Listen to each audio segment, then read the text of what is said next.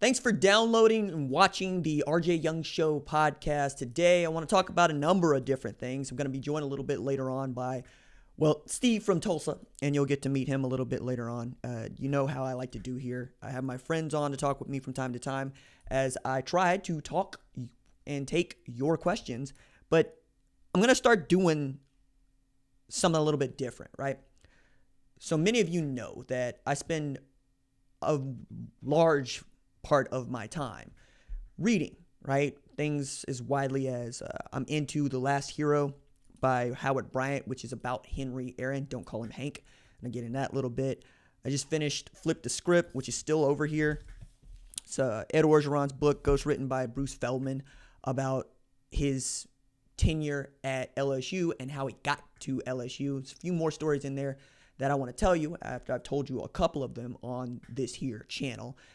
And I read just recently a biography of Genghis Khan, and I've been thinking about why I got into YouTube, how I got over to YouTube, what led me to YouTube, and while there's a big political bent to that I'm not going to get into, the first things that I did on YouTube were book reviews.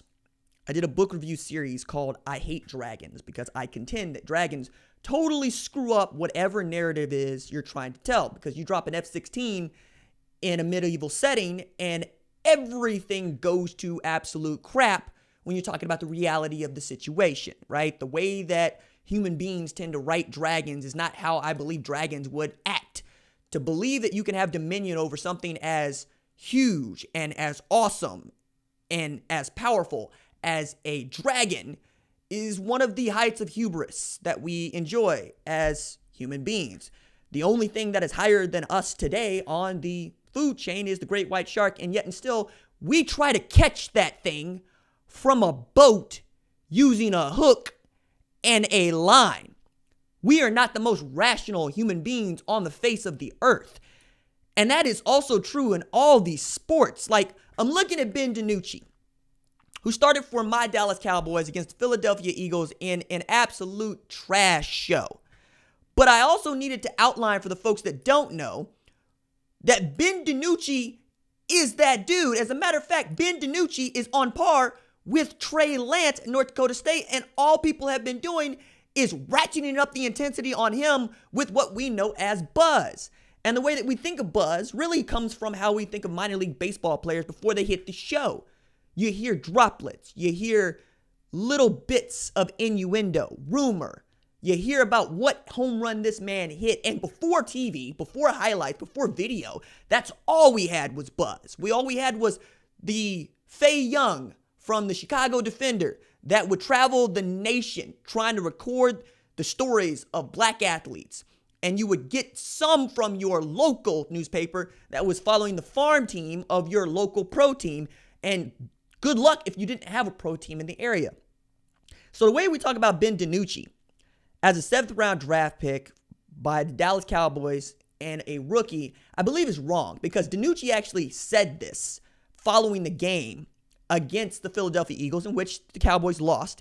He was like 21 of 40 for $180 with no TDs. He looked way out of his depth. But the thing that he said was, this National Football League thing is hard. And to illustrate that, you got to really take a look at how good he was at James Madison. Like, I was actually joking with my producer on ESPN Radio Game Night, Jeff Dickerson.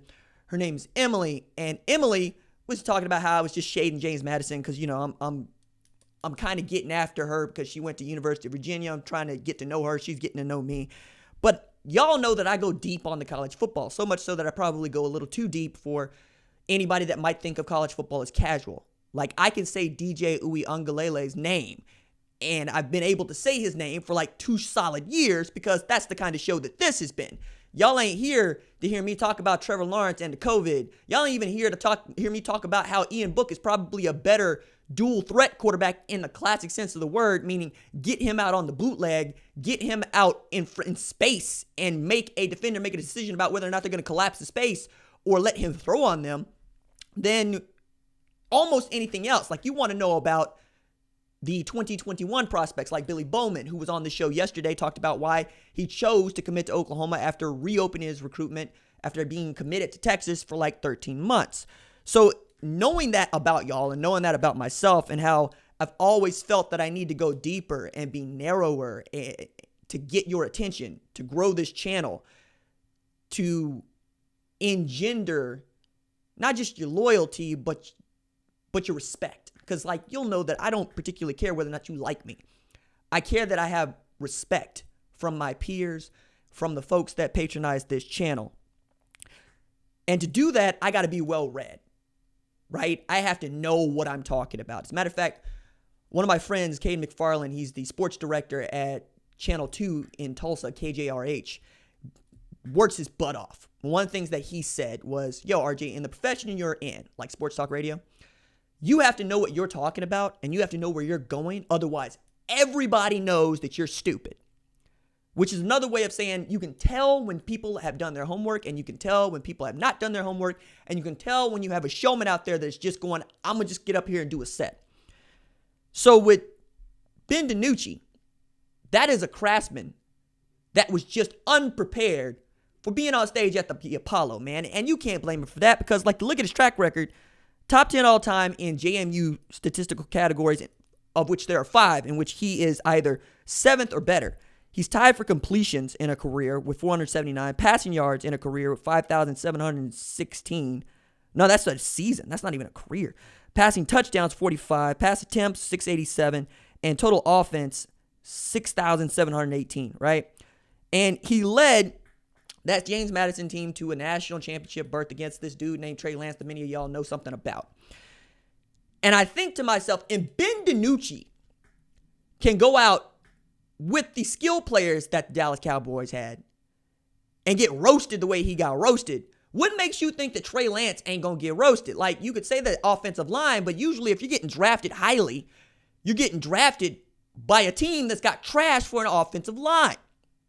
Even Tua Tagovailoa is learning how to deal with that at Miami. Joe Burrow's learning how to deal with that at Cincinnati. For the first 2 years of the Baker Mayfield experience, we have been saying, get that man an offensive line, protect him. You're going to get him destroyed. You're going to get him killed. This is what happened to, Derek Carr's big brother David at the Texans. They did not have an offensive line, and he got destroyed. As a matter of fact, I still think he has the highest tally for sacks in a single season of any quarterback. Like, he was just getting put on his back. But you also need to know that James Madison plays in a really tough conference, right? The Colonial Athletic ain't no slouch. And to be an AFCA first-team All-American tells you a lot about what kind of quarterback DiNucci was.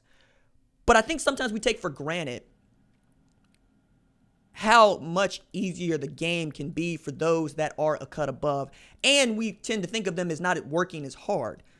This is how, like, Henry Aaron exists in my head. Like, I know for a lot of folks, that 715 number is who Henry Aaron is. You don't think of him in another way, but the way that I've thought about him, especially as I've read Howard's book and went back and done my own research, that hit for power, hit for contact, and could kind of sort of field the ball, right? He came up in the Negro Leagues with the Indianapolis Clowns that, didn't actually play in Indianapolis, which is my favorite fact about the Indianapolis Clowns. Playing shortstop, but he only played there for like a month because he was so good. He got signed away and ends up playing with the Milwaukee Braves, but on the way through there, he's playing minor league, and he gets moved from shortstop to second base, and people didn't see his arm is popping, and he ran with a real easy gait, but he was never slow. So the idea was that Henry Aaron did not work hard at playing the sport of baseball when really it was just easy for him to play, and he came up at a time when black men were taught, don't work any harder than they expect you to work because you're going to be working all day, every day for the rest of your life, whether you want to or not. Leave something in reserve. But Henry Aaron could leave something in reserve and still be a whole hell of a lot better than you. As a matter of fact, I just read this story that Chuck Tanner told about Henry Aaron and about how he was perceived by his teammates on that Milwaukee Braves team. Matter of fact, I want to read that for you because the quote is, the bottom line is that they were jealous of him. In those days, nobody wanted to go back to the farm, and Henry Aaron was so good, they knew that. They knew he wasn't going to be the one going back to the farm. He made everything look so easy that even the writers hated him for it at first. Henry didn't run. he glided. He just had so much ability. He could make everything look so easy, and I think people resented him for that. That's how I feel like most people look at Cam Newton. Full stop. If you had the abilities of Cam Newton, you would look at him and say, why don't you fix your mechanics? Why don't you learn to throw off of your back foot or push forward off your back foot and land on your front foot? Why won't you fix your shoulder? But Cam is just that much better than anybody else playing quarterback at what he was doing and the way he was doing it, that it's really difficult for folks that don't have those gifts to understand what it means to have those gifts. So you look at guys like, say, Aaron Rodgers, even though Aaron Rodgers' arm talent is preternatural, right? And you say, that guy works, he studies. People love talking about Tom Brady in this way because Tom Brady is your proverbial 6th-round draft pick. Never mind that Tom Brady's brain is a computer. He knows everything that he's going to see like a grandmaster in playing chess. He's seen this over and over again, and he's put those chunk moves in his brain. And even Ben DiNucci, a dude that I'm sure had to get it just a little bit more than most people had to get it, but still had more talent than most people had, can get his head handed to him. And then we get to this conversation about Heisman Trophy winners and what they're supposed to look like. And I purposely put these names in the headline, right? I said, is Ian Book your Heisman Trophy winner? Knowing that most of y'all don't feel that way, even though Ian Book is leading an undefeated Notre Dame team against Clemson at home in South Bend, okay? I put Mac Jones in the headline because I know there's a whole bunch of y'all that want to ride for Mac Jones. 3-star recruit, same recruiting class as Tua Tagovailoa, was not supposed to be the starter. Bryce Young is supposed to have that job. Never mind that Mac Jones was good enough to play quarterback at Alabama in the Nick Saban era. Hello? Like that doesn't matter. And then I put Sunshine in there because, Trevor Lawrence is supposed to be the number 1 overall pick to many. Like they're already plotting for how he's going to return to Clemson instead of play for the Jets. To which I say, have you seen the 6'4", 255-pound quarterback behind him and what he did against Boston College? Because I did. DJ Uiagalelei is not going to sit there and wait for the Trevor Lawrence experience to go around one more again. Because he ain't got to, especially if they put through, like I think they will, this one-time transfer rule where you can go anywhere you want and play ball. Do you know there's only like 3 teams in college football today that DJ could not start for? One of them has Justin Fields as his quarterback. And when we talk about Justin Fields, especially when I talk about Justin Fields, is I've become something of a Justin Fields, let's say, not scholar or expert, but file, right? I'm interested in him. I'm fascinated by what he could do at Ohio State. I'm also fascinated what he could do with a baseball and particularly with a bat. I see there are just 2 kinds of people. You either prefer Justin Fields' flavor or you prefer the Trevor Lawrence flavor. You could do well with both. Hello? But even those dudes, people aren't ready to give them the Heisman. It's like, you're going to give Justin Fields the Heisman after 2 games. Have you seen him play? Do you see how good this kid is? Well, do you need to do it over a large swath of time, or do you need to do it better than anybody else in a very short amount of time? It's about flavor, right? This is how we have this conversation still now about, was Derrick Henry supposed to be the Heisman Trophy winner the year that Christian McCaffrey was destroying people at Stanford? He just wasn't the best player on the best team.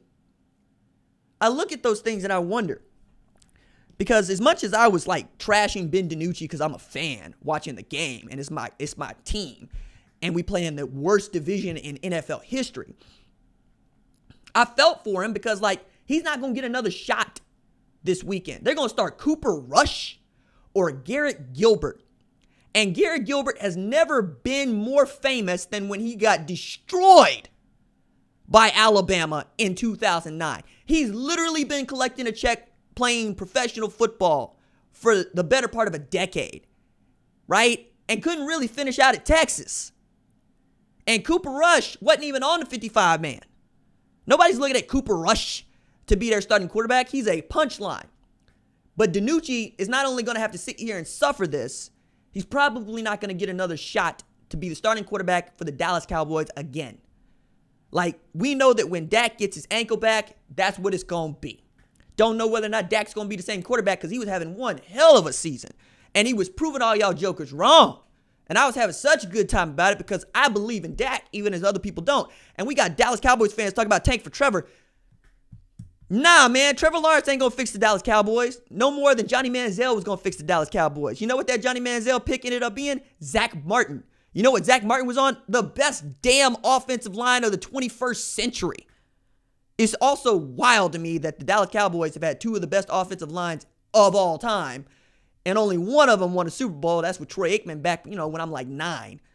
And Jerry and Jason Garrett just couldn't figure out what it was supposed to be or how it was supposed to go down to get us a Super Bowl. And then this year, you're going into this thing, and you're saying Dallas Cowboys ought to win a Super Bowl. In the same way that you're saying that Clemson or Alabama or Ohio State ought to win ought to win the college football playoff national championship, COVID or no COVID, because they're just the better team. They're just they're more talented team. And then you look at the NFL and you remember it's the top 2% of college football players. It ain't nothing but Clemson, Ohio State, and Alabama kids up there. I mean, it's more, but you get my point here. So when you get an FCS All-Star playing against another FCS All-Star, the FCS people feel like, fine, we get ours. And while they didn't have the best showing for Carson Wentz or from DiNucci, they had to feel good about that. Like if you lurk on the herosports.com website, this was your ball game. This was what you were here for. And you would have loved to see both of those dudes go like 30 of 33 for 330 with 3 touchdowns. You would have loved that. And we would have had probably a really good conversation about how there are players everywhere. I still believe there are players literally everywhere, right? I did this segment last week about Jackson Smith and Jigba and how he got shut down by Hudson Clark. And how Marvin Mims at Oklahoma got shut down by Hudson Clark. And who the hell is Hudson Clark? He's a walk-on in Arkansas playing defensive back. Jackson Smith and Jigba already has a catch of the year candidate, right? Like, we know that. Marvin Mims might win Big 12 newcomer of the year because he's the best wide receiver on a team known for putting out wide receivers, right? When you have 2 first-round draft picks in back-to-back years at wideout, you don't expect a true freshman coming in to, 1, immediately start, but 2, to be your best damn receiver. But that's what Marvin Mims has done. All to say, Hudson Clark is that dude, and Ben DiNucci is that dude. Because as much as we want to talk about North Dakota State running the FCS, like we talk about Alabama or Clemson running college football playoff national championships, we don't talk about how hard it is to get there. Like they play a 2014 playoff. You only get the 1 bye if you won the conference championship. And then you got to run through the bracket. And then there's North Dakota State there at the end, usually. But James Madison has been there, and with him as their quarterback. So you can feel some kind of way about it. But I'm just here to tell you that some of these dudes are not going to get their due. And I'm glad that Mac Jones is seriously on his Bruce Leroy right now. Otherwise, nobody would care. Like that dude was running like triple option in high school. If that dude wasn't about to reach that upper level where your mind, body, and soul must be one. I mean, he's on his, when I say, who's the master? You say, show enough. And he got that one lazy eye, but he got that one beat the hell eye, and he's just staring daggers at you like Uncle Ruckus. Like, that's where Mac Jones is living right now as a quarterback. Tua Tagovailoa didn't live there as a quarterback. He's a cut above him. But that's what it would take to get your attention, I think. Sometimes I think that, like, Michael Penix Jr. might have to do that to get your attention, but all he's going to have to do is beat Michigan this weekend. My God. I'm going to talk about that a little bit later on in the show. But let me see how y'all doing right quick before I call Steve up. See what y'all doing. Justin Strike the Pose Fields. That's James Jackson getting it in. Doc, what's going on, Doc? I appreciate you being in here, man. Keeping the chat regular. I think a Tiger might disagree with that sentiment. I mean, all right. And he said, ain't none of us want that smoke. Man, chuck it to Devontae. That, like, you ain't even got to chuck it to Waddle anymore. Alabama can just chuck the ball to Devontae Smith or chuck the ball to Slade Bolden or chuck the ball to John Mechie. Like, they just cold. Like, it's so cold. Dude says, Corey is on his Trey Lance, man. That dude loves him some Trey Lance. Trying to get him on my Dallas Cowboys. I'm cool. Let me see. 76 sacks of David Damcar. Ain't that a, man? Man, y'all need to stop calling these white dudes Gucci because it ain't working. All right, let me call my man because he's like standing by. So you're going to hear the phone ring and then he going to pick up. Check him out. America's favorite realtor. Let me see.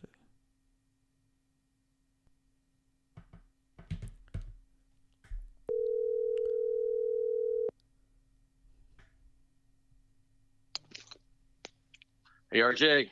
Steve from Tulsa. You're on the RJ Young Show podcast. How you doing, buddy? Doing great. How are you, RJ? I'm yelling about Ben DiNucci and making comparisons to Henry Aaron and Trey Lance and Justin Fields. That's what I'm doing. Ben DiNucci, you're comparing him to them? I'm saying that it's real hard for folks to really understand how good Ben DiNucci was and how hard it is to play quarterback in the NFL. That's what I'm saying. You know, he makes it look hard. I'll give you that. You go shade Ben DiNucci too. I mean, look, all right, here's the thing about DiNucci.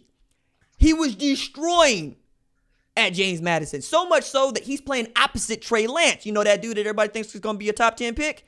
Like, That's where the margins are. The margins are that. Like, you can be that guy and still not be that good, and yet be way better than any of us have any right to be. Like, that's my point. I just want people to really understand how hard it is, one, to make the NFL, and two, to play quarterback in the NFL, even against the trash defense like the Philadelphia Eagles, and especially with a trash offensive line like the one the Dallas Cowboys put out there on Sunday night. It's difficult to play quarterback when you're running for your life, when you think Gallup is your only receiver. It's difficult. And I understand, and I think we all understand that the worst quarterback in NFL history is better than me. Okay. And better than a lot of guys that never smelled a practice squad, never got a tryout. You know, I get that. I know he's got talent. I know he's got ability, but it didn't look good Sunday. So let me throw this in there. If Cody Thomas makes it to the show, and Cody Thomas bats his age, right? I think he'll be 26, 27, right? He bats his age. Are we going to call him good? Or are we going to call him, what he was when he was coming all the way up? Because I think people forget that Cody Thomas was not a hell of a baseball player. He was one of the best baseball players. And that dude just doesn't always translate to the show. Meanwhile, the dude that kind of ain't much of anything in AA or AAA can end up being one of your best players. So, I think that just talking through the margins of that is fascinating to me because you don't know until you get there, right? Yeah. And once you get there, you need opportunities. And Ben DiNucci's not going to get another opportunity. They're already going to go with Cooper Rusher or damn Garrett Gilbert. Yeah. Yeah. I think maybe we already know what those guys can do or can't do. So DiNucci hasn't had much of a tryout yet. So if you're on team, let's give him one more shot. I could go for that. But I don't know. I'm not sure what Tom Brady could do with this Dallas team. Actually, that's a good point because, like the conversation in New England is that Bill Belichick lost the Tom Brady fight, which say who's better, Brady or Belichick? And I'm like, have you seen what they had to work with? Like, there's no Jamie Collins. Stephon Gilmore got COVID, and I'm certain now that if you caught it and you're trying to play a professional sport, it is hampering you, even after you are quote unquote cleared to play. Like, Andy Dalton's gonna come back and not be any good because he can't think. Yeah, you've had COVID, right? Or is that a HIPAA policy? No, I had it back in April. Yes. Okay, I as well. HIPAA policy. Didn't have a major. Can you tell on yourself? God. I had it as well, and I'll say, like a lot of people, didn't get real sick for a couple days. Man, I wasn't myself mentally and physically for a week or two. And I so these guys that aren't real symptomatic or just sick a little bit, jump back, play, it affects you. That's why I'm picking Notre Dame Saturday. Wait a second.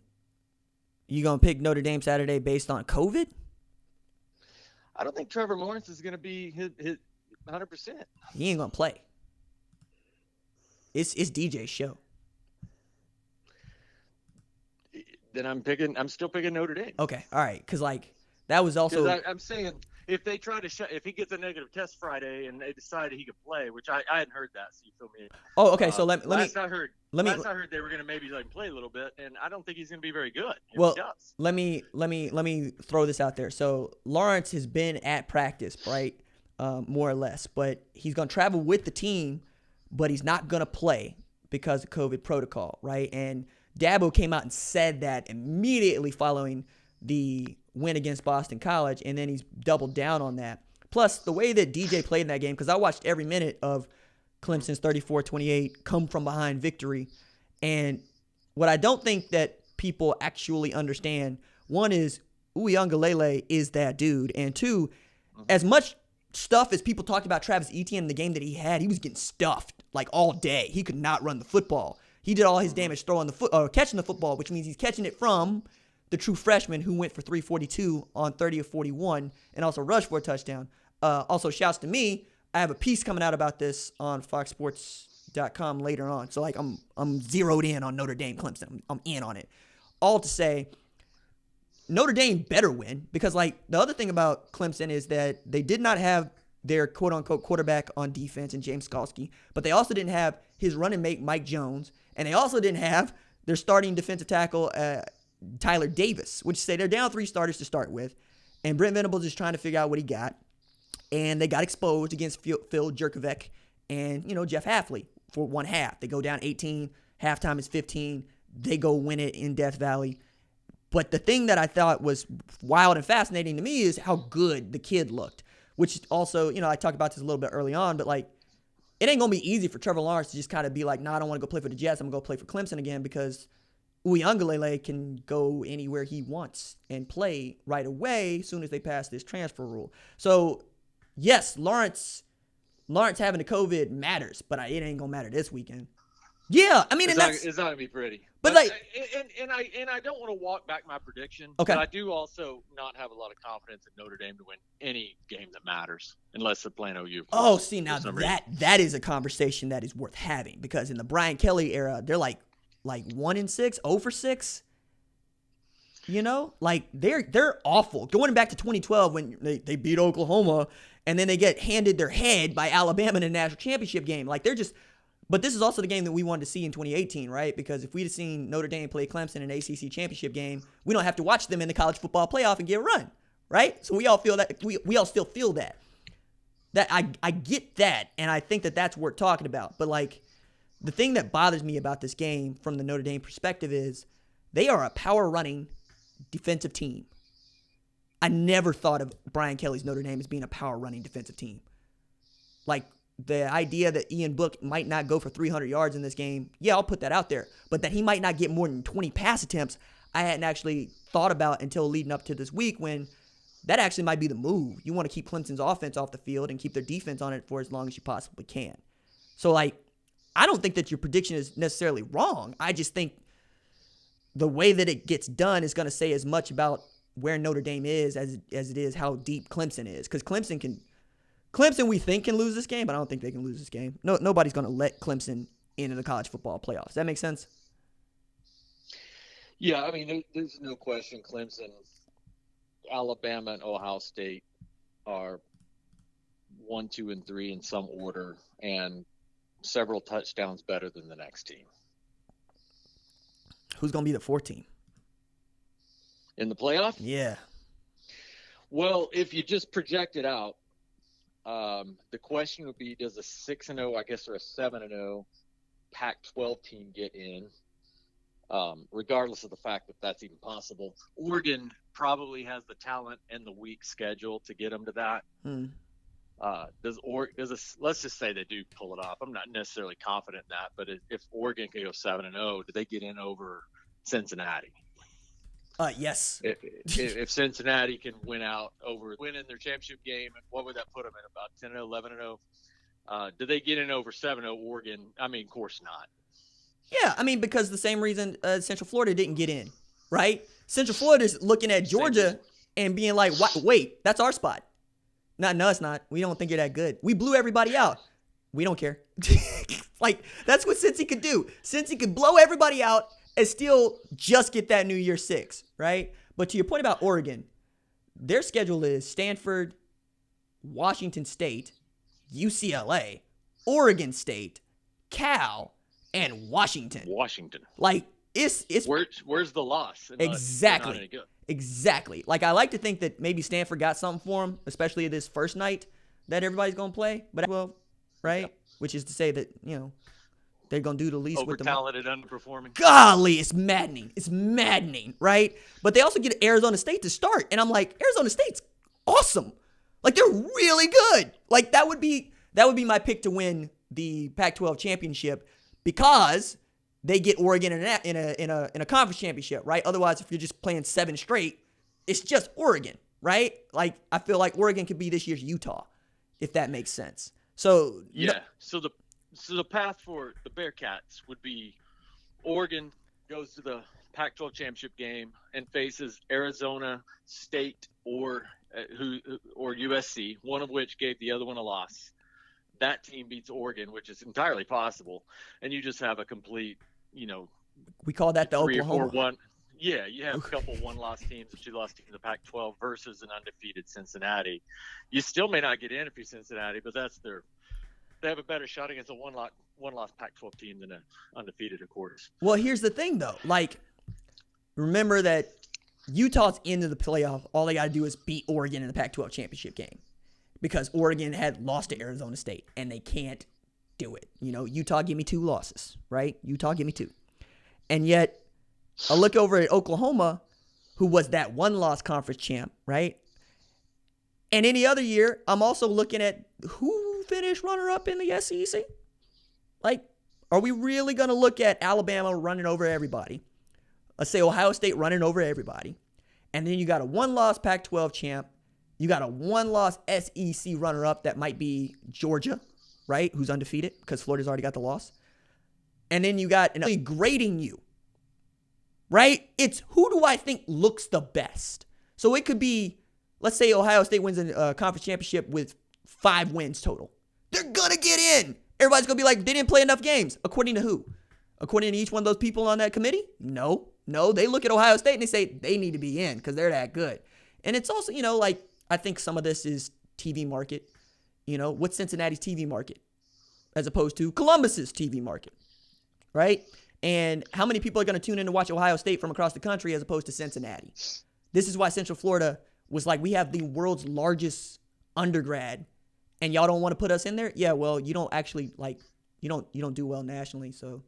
But that shouldn't matter. Well, it doesn't matter. But, wink, wink, nudge, nudge, kind of matters. Yeah, and that's a good point RJ bring up. I'd like to dig into a little bit. So let's say, hypothetically, you have Cincinnati and USC battling for the 4th spot. And we all know we don't need to argue who has more prestige there.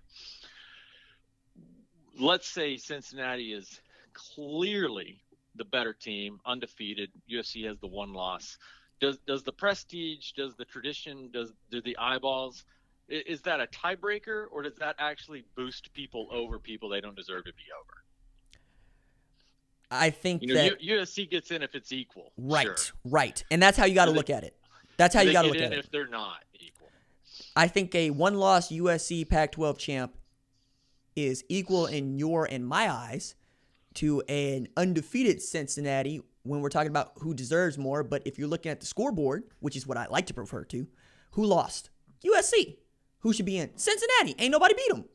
Right? And this is also my contention forever and ever why the playoff need to be expanded, right? Because I want everybody in that should be in. If that means getting 8-5 Texas A&M in, fine. If that means getting Ohio champ, the Bobcats Ohio in. Valley. Yeah, right. MAC. Kent State. Let them in. Let them in. I think everybody should have an opportunity to catch a loss, is what I'm saying. Absolutely. I'm with you on that. And if you got number 1 seed Alabama, okay, so now they got to play a 3rd game. They got to play a quarterfinal now instead of a semifinal. Mm-hmm. Okay, who do you got to play? All right, you got to play. You're obviously talking about AQ. Right, stuff. right. I mean, Kent State's never going to be the number 8 team in America, but they win the MAC. They're in. You got all conference champions in, no at large. And I guess if you're saying 8, I guess you go beyond that.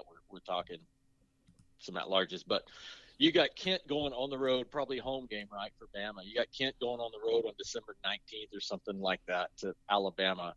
100 times out of 100, Alabama's going to win that game 56-3. It's not even going to be close. On occasion, you might have a 6 beating a 3, that kind of thing. And we'll love it. It'll be great. I say Cincinnati going to Penn State, we'll love it. It'll be that March Madness effect. And then we'll just have the normal semifinals.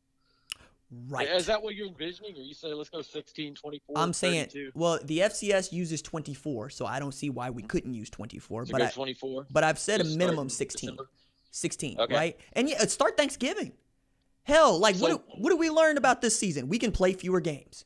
We can do that and still come up with what we think is a good list of teams that should be playing for championships. So your 16-1 is going to be that's still going to be your Sun Belt. That's going to be your Appalachian State on the road at Clemson. Yeah.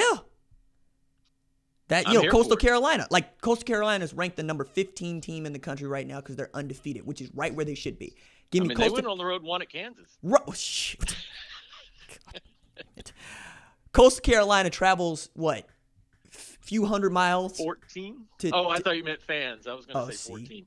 Well, I mean, but that's also kind of, that's where you get your NCAA tournament aspect of it. How many Northern Iowa fans do you personally know? Yeah, none. Right, but we all know Ali Faroukmanesh, right? That's what we're here for. We want to see Grayson McCall just dealing for maybe a quarter, right? Maybe a half against Clemson, the way that Phil Jerkovic did for Boston College against Clemson last weekend. Like, that was fun because Phil Jerkovic said, no, I'm Trevor Lawrence. Watch me cook, right? And that was so much fun to me because, I hadn't seen a Brent Venables defense look that bad since, 2011. 2012? Since he had a crimson and cream visor on. Yeah. So, I want that. West Virginia went up and down the field, the Fiesta Bowl. But I asked this question, especially as a man that watches his fair share of minor league, or follows a fair share of minor league baseball and Major League Baseball, and watches both college football and the NFL. Don't you think that we put together a 16-team playoff, we're going to unify the sport nationally in a way that it has never been unified? Like, people follow their teams. Like, they have their own regionals. Like, on this channel, for instance, people say, talk about Arkansas, talk about Clemson, talk about my team. We don't see that in the NFL, right? In the NFL, everybody kind of sort of knows something about everybody because they have a divisional. They have playoffs. We're all invested, right? We want to know what it is that Joe Burrow is doing in Cincinnati in the same way we want to know what Tua is doing in Miami. Even as, you and I are sorry Dallas Cowboys fans. I just think that if you're creating more inventory and you're creating ways for the country to go across the country for games that matter for everybody, you're going to create a bigger sport. Well, you're going to see goalpost ripped down at the Sun Belt Championship, that kind of thing. Just like you see in March Madness when American University, hits a game-winning 3 to knock off Ryder or whoever they play in their conference, and they go nuts because they're in the big dance. We're going to the show, yeah. And right now, Coastal Carolina is going to win their conference so they can go to the Liberty Bowl or something like that, or the Meineke Car Care Bowl or something that some pre-Christmas bowl. And then they get to go to the big show. People pushed against the 4-team playoff for years, these traditionalists, these purists, because they said it would cheapen the regular season. Well, everybody loves the playoff. Mm-hmm. There hasn't been any issues. If you go to 6, you go to 8, you go to 12, whatever number you want to go to, it's just going to be that much more fun. I'm definitely down for automatic qualifiers. It gives you something to, as an OU fan, we have nothing meaningful left to play for except the Big 12 championship, which may or may not happen, and potentially a nice bowl win against like the runner-up to the SEC. That's nice. It'll be fun. But even if we know we can't beat, there's 3 teams in this country we're not beating on our best day this year.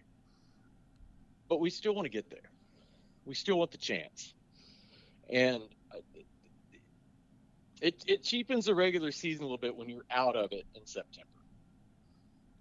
No, I get that, and I'm with that. Because, like, one of the things that the traditionalists would point to is, when I was coming up, you played for the opportunity to go to a bowl game.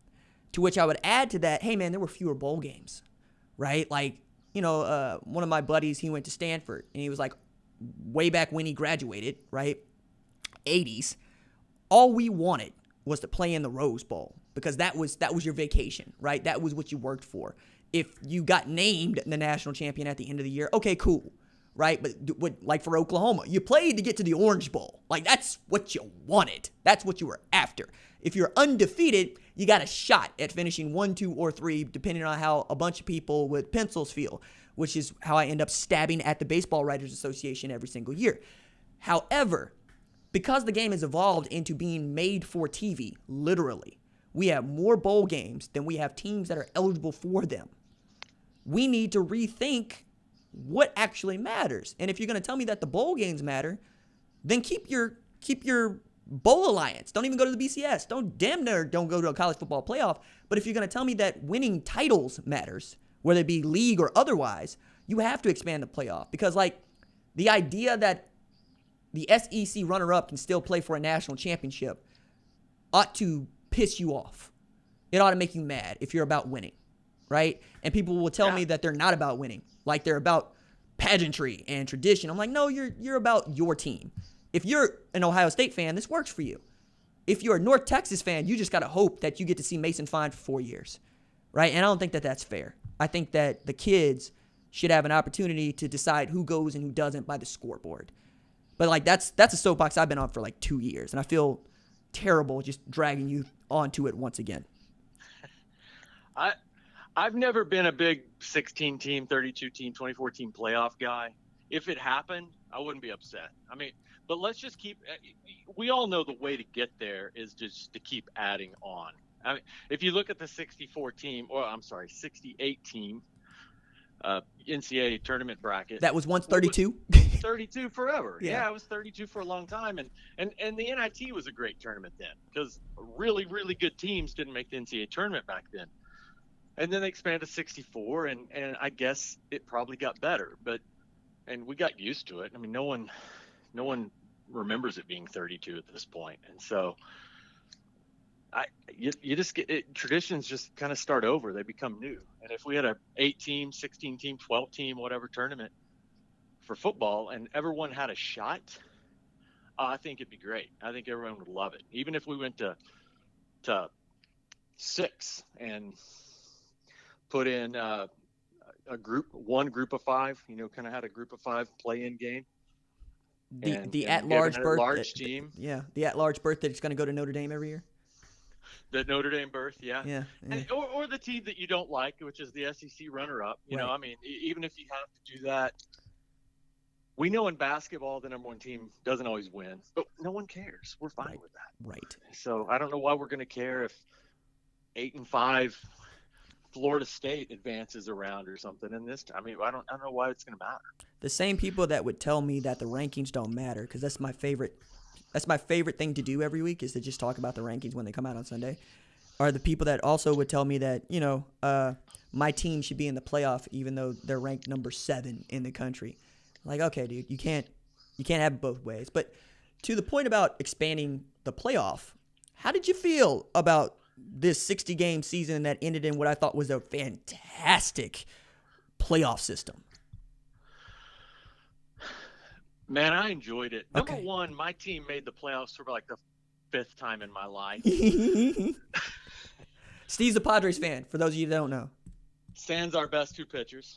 Yeah, if you follow me on any kind of social media, you know what I've been through. You know what my people have been through. It's been a long, long process. But we got back even though Lamet and Clevenger decided to be injured. So made very little opportunity decided to be injured. Yikes. Yeah. Well, it wasn't their fault. I get it. Got to blame somebody. Yes, you do. It's like the student section. Right. It's the students. It was all that. It was blame Big 12 refs. The Dodgers are a really good team, and I hate the Dodgers. You can't be a fan of a team in the NL West and also like the Dodgers. But man, they were good, really, really good. And they did something they haven't done much in my lifetime, which is sort of buy a championship team. And also, I take because they really didn't. They finally grew up some of their own stars, and then they tacked on Mookie Betts, who.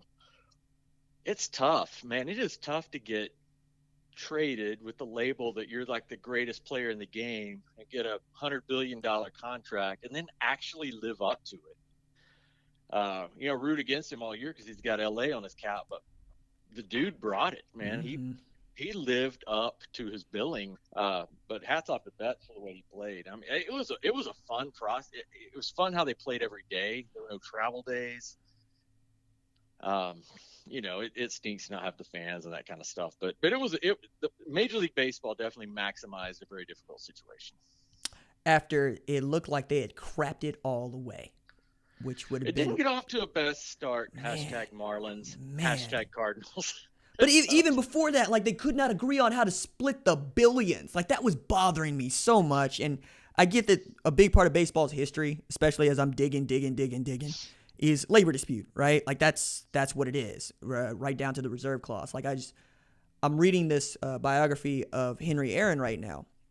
And 1954, his first year with the Milwaukee Braves, he's 20. He got paid $6,000, right?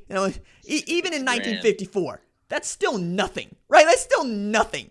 And, so like that idea. But more one of his foul balls from that year goes for more than that. You right? Exactly. Well, and he makes that point, right? Because, like, there's this great bit in the story about how the only people that call him Hank are the people that don't know him and usually are all white. Because if you call him Hank, he will not answer. You'll yell Hank Aaron and he will not turn around. Somebody that says Henry gets his attention. The only person that was ever allowed to call him Hank were Dusty Baker's parents because they didn't know any better when they were begging him to take care of their kid. Because he had just gotten up there, and, black folks in baseball is still not much of a thing, even when Dusty Baker is a rookie, right? And he learned his trade from other black ball players like Henry Aaron. So, like, that also jarred me because I grew up in this part of the country. I grew up in the South, right? Hank Aaron is what you say, and then to find out, no, that's not what you say is jarring. But it's also a bit about where you're from and what your name means to you. Like, for instance, for me, a thing that when I'm working with a new group of people, especially where my name is attached, hey, RJ, are there periods in your name? No, there are no periods in my name. And people that put them in there, I don't have the highest regard for, because either A, you don't know, or B, you didn't ask. And I thought that was interesting. But I bring that up, and I bring up this story about Henry Aaron to say that dude had billing to live up to as well. And when you put it into context what Mookie did, and I don't know when MLB or when MVP voting stopped, right? I don't know when you had to have your ballot in. I think you're right. Like, I got to watch this series rooting for my buddy's team, the Padres, right? Because I'm not really invested. I watch Dodgers games, but I watch them because they're good, not because they're my team. Brooklyn is the team. But to watch how he played, and then to watch how Walker Buehler was walking people down. Like, that was... I've never seen such pitching in my life. I really haven't. Walker Buehler and then Blake Snell, Lord bless him. And then, we're all talking about Randy Arozarena and what he was doing. And Jeff Passan is out here making it okay to bring back the Macarena. And I hate him for that, even though I love Jeff. That was fun to me. Like, you talk about Freddie Freeman. I didn't watch every every regular season game, but I got the understanding that he was really crushing the ball. Now, I don't know, is it an MVP award for a regular season? Is it for the entirety of the season? I mean, don't they give a postseason award for that? But putting that aside for just a second, who wins the Cy Young? Like, are you going to give Trevor Bauer the Cy Young award in a year where all he did was roast you? Is that going to happen? I think if all that's aside, I think he wins it. But it's baseball. Well, I know. Like, grudges are hell, dog. I know, but he should win it. I mean, that's one of the few really, really really close races in my mind. Okay, so in thinking about Bauer. I mean, Bieber's got the other one, right? Yeah, well, you would think so, but like the way that he got roasted to start the postseason, like I was like, holy crap, he's getting smoked. Is he really that good? Because again, but if we're talking postseason though, I mean, because Kevin Cash probably has the manager of the year wrapped up in the AL, but then he also pulls Snell out, and that and Coach Twitter did not like that. All right, so where are you coming down on that? On the postseason or regular? No. Just Kevin Cash going with the analytics. Oh man, is it something you want to litigate in the moment? Is it? I didn't like. I just always feel like when you go out there, and I haven't managed any World Series games. I acknowledge that. But when you walk out there, I've read manager stories after story. Managers go out there and the guy doesn't have it, but he's got it in his eyes. Game 6, Game 7, that kind of stuff. You've got to go. You've got to go with your gut. And I don't think going with analytics makes him a terrible manager. The next guy could have ground into a double play. I mean, get it. But I didn't like it. But I'm not gonna roast him forever for it. I'm not gonna either. If for no other reason than they still had chances to win that series, but also I just thought the series was bigger than his decision, right? And I get it's an elimination game for you. Your horse is, as they say, is unhittable. Like what struck me most isn't the decision for Kevin Cash to pull him; it's how the Dodgers reacted to it. Like that was what I was really fascinated by. This team of mashers felt a whole sigh of relief. Just relief. Yeah, just wind hit him and even Mookie was trying not to be like, I don't know why he did it, but I'm glad he did. And that's one of the best hitters in the game, right? Like that was what I was thinking about. I was like, how do you feel if you are that otherworldly right now to know that in your back pocket, Corey Seager, Mookie Betts, and Justin Turner were all terrified of you. And they had been terrified of no one. Absolutely no one. And all three of those dudes were like, cool, thank you so much, because we can't see it.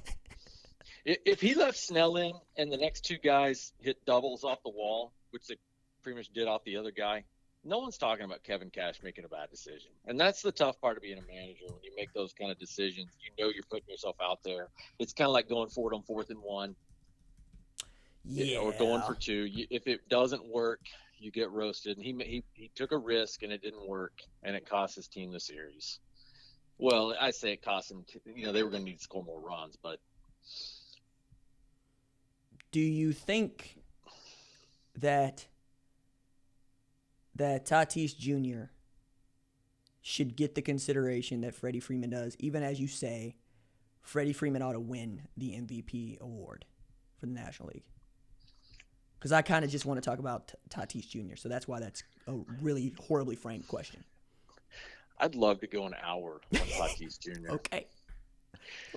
If the season ended after about game 45, Tatis Jr. wins the MVP, and it's probably by a pretty large margin because the way he played the game, or the way he plays the game, but the way he brought attention to the game, even though some of it was hitting a grand slam on a 3-0 count with an 11-3 lead, he brought a lot of attention to the game, the way he plays, the way he lays out for line drives and ground balls, the way he runs out singles, the way goes first to third, first to home on long. I mean, he brings so much excitement to the game. I had so many people tell me they're watching the Padres this year and watching baseball again this year just because of Tatis Jr. And so, but at the end of the day, you got to have the numbers to win the MVP. But he might be one of the most important players for Major League Baseball going forward. I think they're gonna need to market him. And one thing that would have helped is if he hadn't had his potentially game-winning homer against the Dodgers robbed. I mean, great play. I mean, is that Mookie over right field? Is that what that was? No, it was center field. Not Seager. Pollock. Thank you. Okay, AJ Pollock. Yeah, robbing him, which is a great play. But I mean, he wins. He hits that. He wins the game, and Fox has another game to really, a lot of people are paying attention, and that would have. Baseball needed that to go through, but it's all right. But going forward, yeah, I think he's an MVP front runner with Freeman and Betts and potentially some other guys coming up over the next several years. We'll see. Will it be with the Padres or when some other team inevitably steals him away? I was about to say you're gonna get Oakland. You're gonna end up with somebody throwing contract money that is obscene. But then again, you just threw contract money that was obscene. The dude plays third base for you right now. And Machado actually is the final. He's the one that was named a finalist for the MVP. Right. And he's usually a guy that doesn't kick in until after Game 60. So for him to have the year he did was very pleasing. He seems to have sort of been renewed by Tatis. He doesn't jog out ground outs anymore and things like that. So he's kind of become up. Okay. He's kind of grown up. So I actually want to end on this topic because this one vexes me, and it was actually brought up by a good friend of mine, but it's also the standpoint of me watching the game and me playing the game. One of the things that I actually started this particular podcast off talking about is how good players, elite players, celebrity players, superstar players make the game look so easy that they look lackadaisical because they don't have to run at 100% because their 60 is better than your 100. And Henry Aaron was one of those kinds of players from the folks that watched him, right? He was never actually beat out, but he always didn't look like he was running as fast as he could. One of those sorts of players with the arm, with the way that he would go catch what would look like should have been routine fly balls. You should have been under for 5 seconds. He's just there getting it on time. I'm also thinking about Yasiel Puig a couple years ago. I had so much fun watching him, or the way that Tim Anderson plays the game, and how the clash between him and Tony La Russa is going to get most of my attention next year. Because I'm here for train wrecks. I'm here for stories. I'm here for how is this gonna work, right? It's like this is Get Out to me, right? It's you put these people in this family and you watch, right? And you want to look away, but you can't. So does it matter so much to you as a lifelong baseball fan that you quote unquote play the game the right way, or that there are people like me who love the game? I mean, I grew up playing the game. It's my first love, but I love to play it because you can have fun, because you can flip a bat, because you can talk noise. My favorite thing to do on this channel is to talk noise, right? Is to just be wild and all offsides. It's what brings me joy in life. And to know that gets dampened down and that we don't like that in Major League Baseball, I've always thought holds it back. Because there's a whole group of us that are never going to understand the real science of baseball, what baseball people are keyed in on. We understand that dude just hit one 460 feet and he threw a bat, halfway down the first baseline and said, come get it. And that seems to make everybody mad. I still don't understand why you have to be so conservative and play the sport. I don't, in your, not even politically, just conservative in your nature to play the sport. I am an old school fan, but I'm not on that bandwagon. I don't care if someone flips their bat. I don't care if someone showboats. One thing people kind of forget is that we had that in the 80s a little bit. We had the Jose Cansecos, and we had some guys like that were a little bit flashy. We had the movie Major League, which made fun of that a little bit. Right.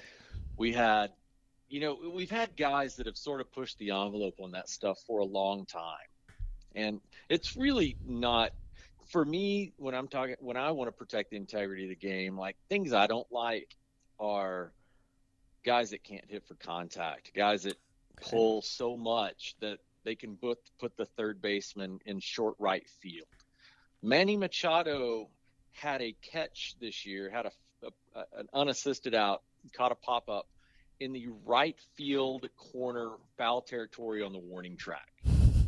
As a third baseman, he caught one because that's where he was shifted. You know, I mean, Right. It was ridiculous because the guy, you've got an entire field open on the left side and you can't get a base hit. You still can't lay down a bunt or hit opposite, you know, and that, to me, that's the integrity of the game. I don't care if they flip a bat. I just don't understand why someone can't hit opposite field.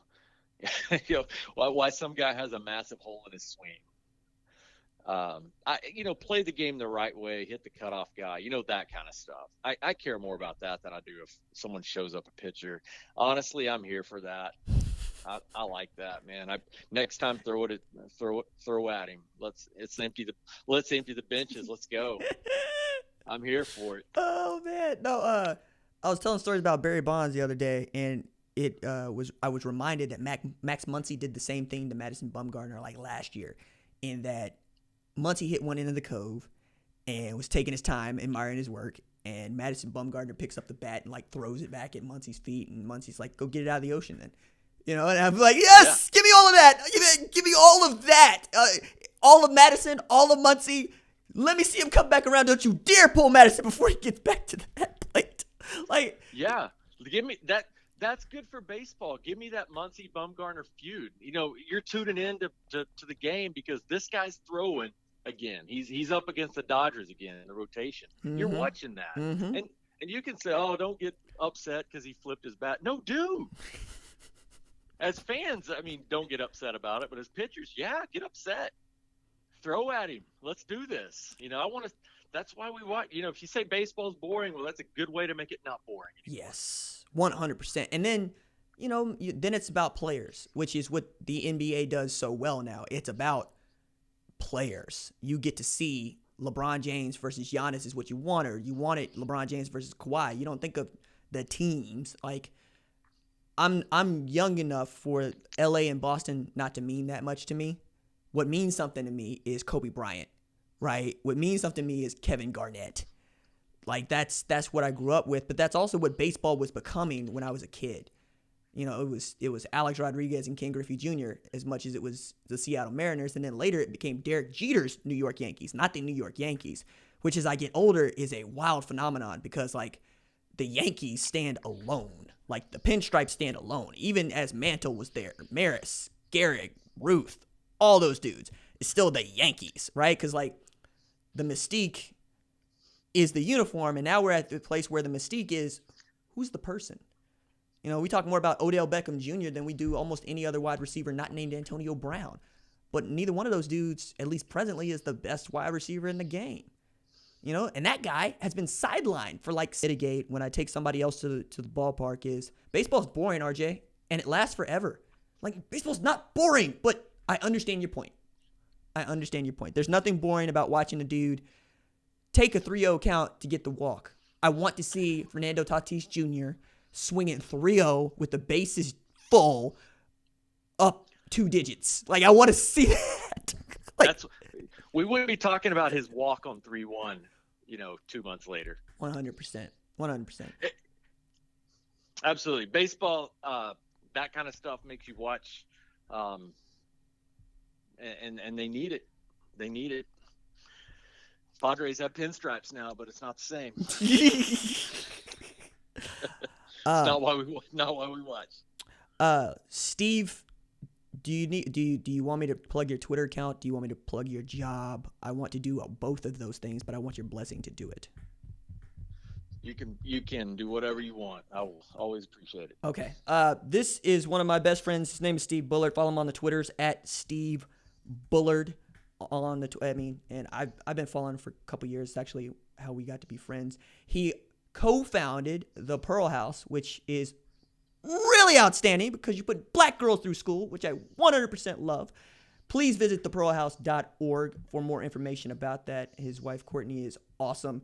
If you need a house, the man is the person to contact. He helped me. He will help you. He will put up with your moms. He will help you find somebody when your ceiling falls in. Like, Steve is one of the all-timers, and I'm so grateful, not just for you to participate in my little podcast, but also for being my friend. Thank you so much, Steve. Thanks, RJ. Man.